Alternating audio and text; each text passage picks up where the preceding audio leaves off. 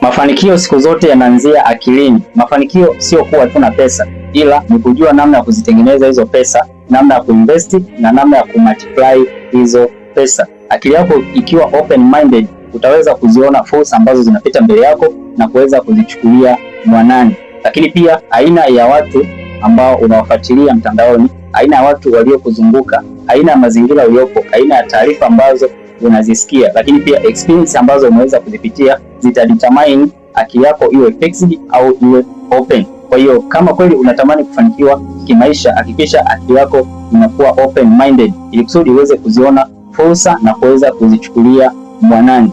Kwa hiyo hakikisha unafuatilia watu ambao ni sahihi, watu ambao wanakujenga. Unapokuwa mtandaoni, fuatilia watu ambao ni very positive, watu ambao wanakuinspire na sio kupoteza muda kwa ajili ya entertainment tu. Lakini pia jenga ukaribu na watu ambao wameweza kufanikiwa ili kusudi wakuelekeze namna gani na wewe unaweza kufanikiwa.